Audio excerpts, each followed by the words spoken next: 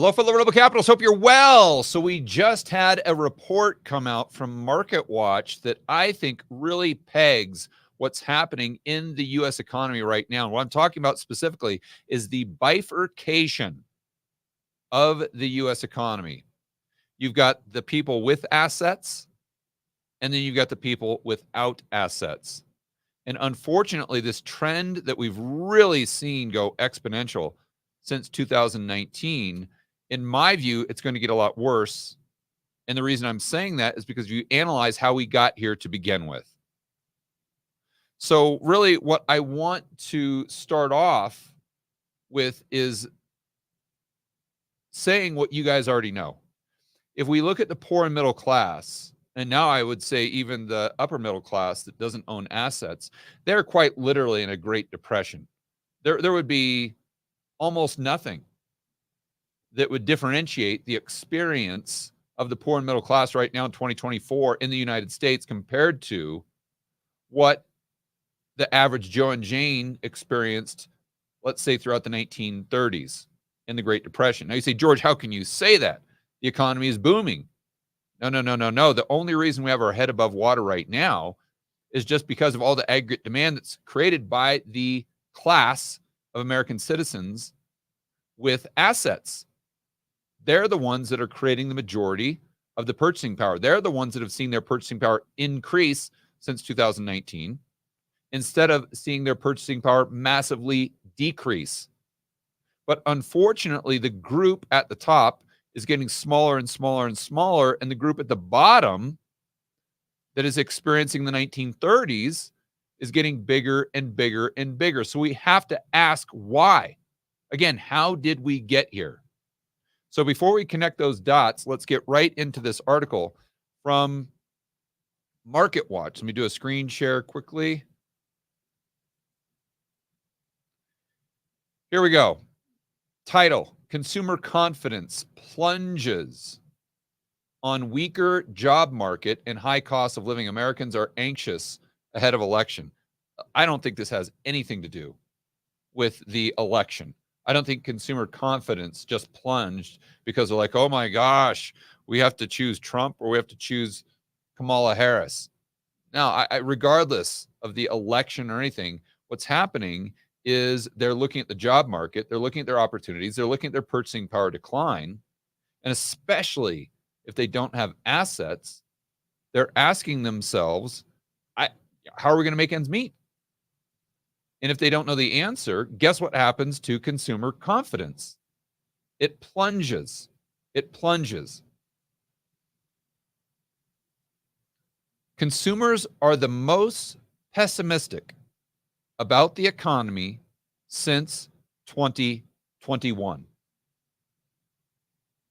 This is not George Gammon talking. This is exactly what they found in this study. And it's the study that they do by the conference board. It's not like it's some far-right think tank or Alex Jones or something like that. Now, this is mainstream, if you will. Here's what they say. Consumer confidence fell in September to a 3-month low ahead of pivotal. So it was bad before. I mean, if it's at its low point since 2021, it's been terrible for the last quarter. And it's been getting worse and worse and worse. Okay, getting back to it. Ahead of the pivotal election. Again, that in my view, that has nothing to do with it. Whose outcome could hinge on which presidential candidate voters think will do a better job with the economy. Americans were more, and again, if the economy didn't suck, they wouldn't be worried about who's going to fix the economy. Americans are more worried about the job market in light of steady rise in unemployment and greater difficulty finding work. So I don't think the average American is hyper-focused on the unemployment rate or the SOM rule like we are on this channel. They're in the real world. They're looking around them. They're talking to their friends, their family members, and they're saying, hey, is it easy? Is it hard for you? What's your experience? They get the boots on the ground intel. And this is how they're coming to the conclusion that it's getting more and more difficult. And this is what you would expect if you start to see, taking it back to the charts and the data, once you start to see that unemployment rate spike and Not saying that we're going to have a recession. I mean, again, no certainties, only probabilities. But this is how the cycle has played out pretty much every single time in the past. And the spike in the unemployment rate has to start with something. And it usually starts with the average Joe and Jane that have that boots on the ground intel becoming more and more and more concerned about the job market moving forward.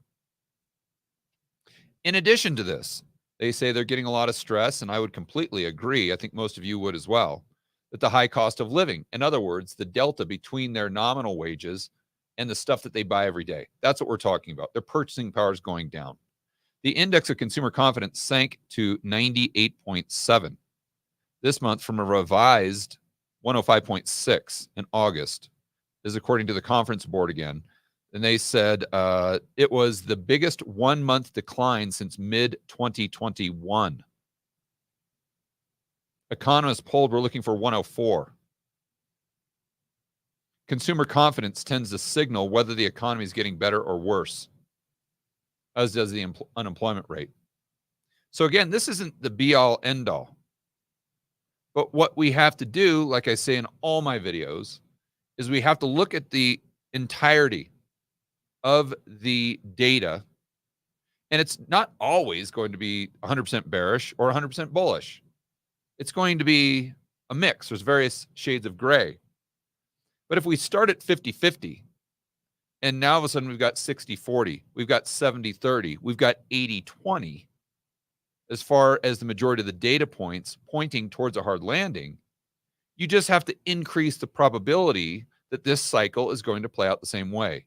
But we're never going to get to 100% one way or the other. The only thing we're doing on this channel is trying to aggregate all the data and then use that in our analysis. And that analysis is effectively on net balance. What are the odds today compared to where they were tomorrow? The gauge of consumers is way below the monthly average of 128 in last year before the onset of the cerveza sickness. Also, in what they're saying is in 2019, the monthly average was 128. And just as a reminder, that's now dipped to 98. And that's a huge decline. Unemployment rate has risen. They say 3-year high, 4.2%. The job openings and number of people being hired have also declined sharply.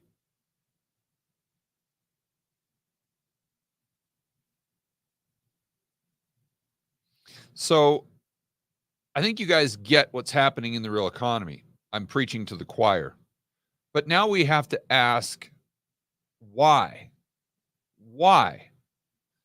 So what I want to look at first and foremost is something that most of you are familiar with, but we need to connect the dots because they're not happening in a vacuum. One is leading to the other. There's a causal effect, in my view. So we look at the U.S. debt. Now, let's just say it's right around 10 trillion. This was way back in 2007. Okay, now, as most of you know, we're basically at 35 trillion, an increase of $25 trillion. Now, to put that in context, the United States itself is, I don't know, let's say 250 years old, roughly, right? So in the first 250 years of our country, we accumulated 10 trillion in debt. And then in the last 10 years, or 15 years, excuse me, we've tacked on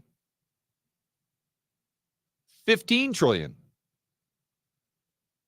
So the amount of debt that we have accumulated that is a representation of government spending, and this is where I'm going with the whole video, is the amount of debt that we have accumulated in the last 5 years exceeds the total debt that we accumulated basically in the first, let's say 240, 50 years of our country even existing. And I can assure you, this line that is looking more and more and more exponential is not going to flatline. It's not going to decline. It's going to continue to go parabolic. But here's the kicker. Let's go over to CNBC. And we're going to zoom out here. This chart goes all the way back to 1982. What I want to focus on is the interest rate, the yield. Because you guys know that there's an inverse relationship between the yield and the price of the bond, in this case, the Treasury, the 10-year. So what I want to highlight is back in 2007, when we had 10 trillion roughly in debt, the 10-year Treasury was trading at 4%.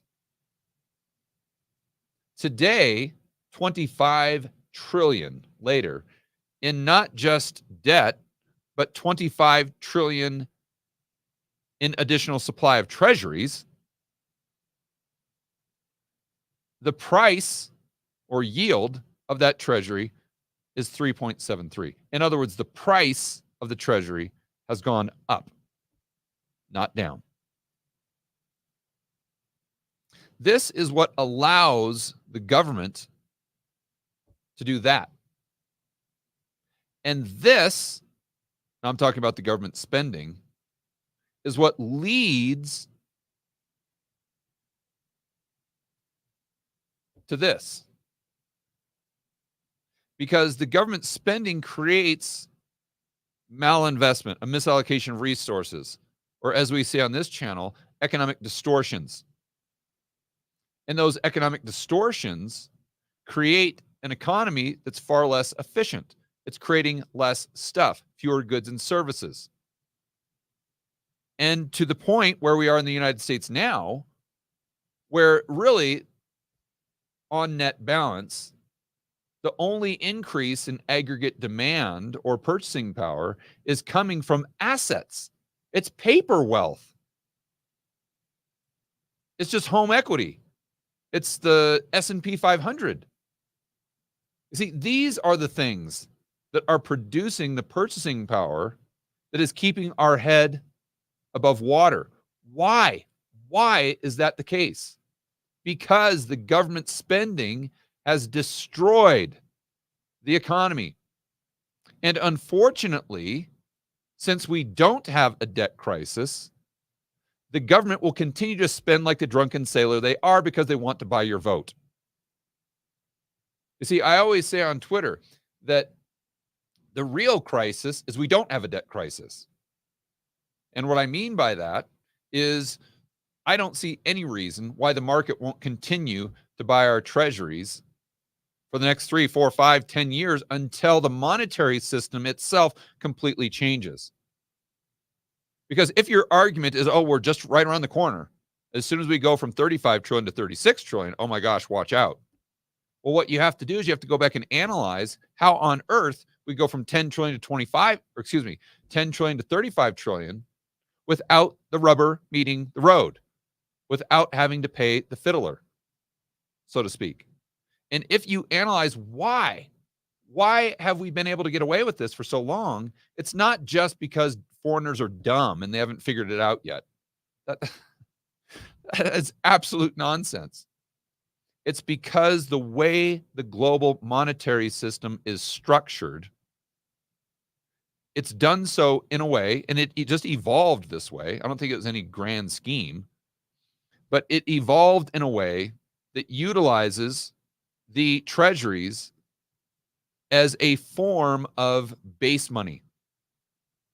And therefore, in the global monetary system, the entities that are using these treasuries and therefore creating this demand that makes the prices go up regardless of what's happening to the supply, they are completely impervious to, let's just say, consumer price inflation here in the United States. They don't care.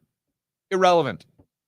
You sit there and say, well, they're holding on to a dollar-denominated asset where the purchasing power is going down. They don't care. They could absolutely care less. Why? Because they're just pocketing a spread. That's it. They're pocketing a spread. They're borrowing in dollars at 2%. Let's just say for the sake of this example. And they're buying treasuries at 5%. They're pocketing 3%. So the fact that the value of that 3% in purchasing power is going down, they don't care. Because if the value goes down, then what do? They just increase the spread. Because the depositor that's lending them those dollars to begin with, let's say they're paying that depositor 1%. Well, if inflation goes up in the United States by 10% and they want to be compensated for that, well, then all they do is tell that depositor that they're only going to pay them 70 basis points instead of the 1%. And assuming they're getting 4% with that treasury, now they've just increased their spread by the 10% to compensate for the inflation rate in the United States. You see, it's all about the spread. So this argument that these foreigners and everyone else is going to dump all the treasuries because all this supply is coming online and blah, blah, blah, blah, blah, and the value of the dollar is going to go down, and therefore no one's going to want to hold these treasuries because they don't want to hold on to this hot potato. It completely and entirely misses the fact that the major players that contribute to that demand that has allowed us to go from 10 to 35 trillion don't care about the things you think they care about. And therefore, that's likely going to allow the government to continue to do what they've done, and that is completely destroy the economy, completely hollow out the middle class, and turn the 2020s effectively into the 1930s for the average Joe and Jane. Now, the best case scenario is if we did have a debt crisis. That's the best case scenario, because that's the only constraint that we could put on your drunk, insolvent Uncle Sam. But unfortunately, it's very unlikely, due to what we were just talking about, that we get that constraint. So where do things go from here? They get worse. They get worse. Now let's go to some other charts where you can see this playing out in real time. We go to the Atlanta Fed, the wage growth tracker. Okay, and we break this down by age all the time. So you guys know that this green line represents the young people, 16 to 24. Well, their wages have kept up with the rate of inflation. But look at everyone else, not even close. Now, if you look at just the government's numbers, the CPI, it is true that you've got some positive real wage growth. But that's if you believe the numbers, which absolutely nobody does. There's no way the inflation rate now is at 2.5%. Nobody thinks that, except the Fed. Now, why do I talk about that on this channel? It's not to show that that's the rate of consumer price increases. It's to show the trend. The trend is what I always talk about. And that pertains to disinflation, deflation, inflation, right? So the trend is disinflationary. But the bottom line is if you looked at the real rate of consumer price increases, you would see that this nominal growth in incomes for the vast majority of Americans has not even come close to keeping up with the rate of inflation. Therefore, the only way you can keep your head above water is if you own assets. And if you don't own assets, you're screwed.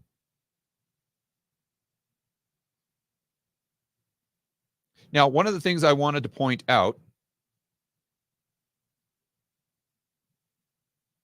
is the delta between Walmart.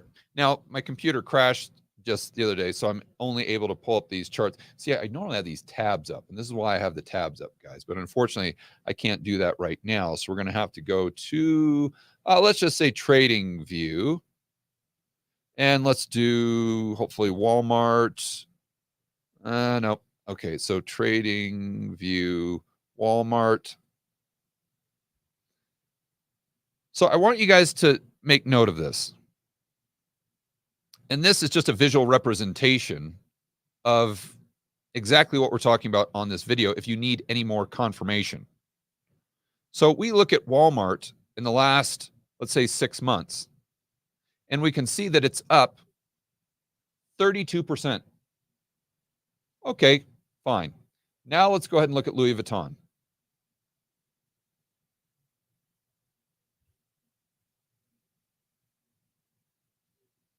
So Louis Vuitton in the last 6 months is down 26%. You say, George, doesn't this show you the exact opposite of what you're talking about? No. Because what's happening now is the economy is getting to the point where even the people with assets are starting to struggle because their incomes, like everyone else, hasn't kept up with the rate of inflation. So they're having to sell some of those assets, or they're definitely not able to shop at Louis Vuitton like they used to. You see? So what's going to happen if we go into a recession? And if, like we've seen in past cycles, the stock market goes down by 10, 15%, or heaven forbid, the housing market comes down in nominal terms, eating away at people's home equity and therefore their purchasing power. I'll tell you what's going to happen. More cowbell. More cowbell. And what that Louis Vuitton Walmart graphic is illustrating is that this cowbell is getting closer and closer and closer to reality. And the more cowbell we get, the more it increases the wealth gap. And the faster we take the United States, which was once the greatest country on earth, to a country that looks like something that you would see in the third world, where the homeless rate is exploded higher, where people are walking around with heroin needles sticking out of their arm, where you go into Walmart, the drugstore, and everything is locked up in a cage. In fact, I pulled that up just like this. This is where you see everything. Whenever you go to Walmart now, and I was just in Tucson, this is exactly what you see, right? Guess what I don't see when I go to the drugstore right here in Colombia, which is supposedly a third world country. I don't see this. Nothing's locked up. And in fact, when I tell people that are from Colombia and Venezuela, the people that work for me, that this stuff is locked up in the United States, they can't even believe it. Like, what? The shaving cream is locked up? Why would they even do that? They're from Venezuela and they don't even get it. That's how far the United States has deteriorated from 2019 to where we are today. I mean, this is what I see every single time I go back to the United States now in an urban area. It's this. Just homelessness, drug addicts, zombie apocalypse. And again, why did this happen? Because the government locked everyone in a cage. They gave out stimulus checks. They took the debt up to astronomical levels. The deficits blew out. They destroyed the entire global supply chain. And then they sat there with a straight face and told you that you are non-essential to the economy. What I'm saying is that they created all these massive economic distortions. Do you think that 2024 would look the way it does? That we would have this homelessness problem, as an example, if we never would have had the government intrusion due to their response to the cerveza sickness? I would argue absolutely not.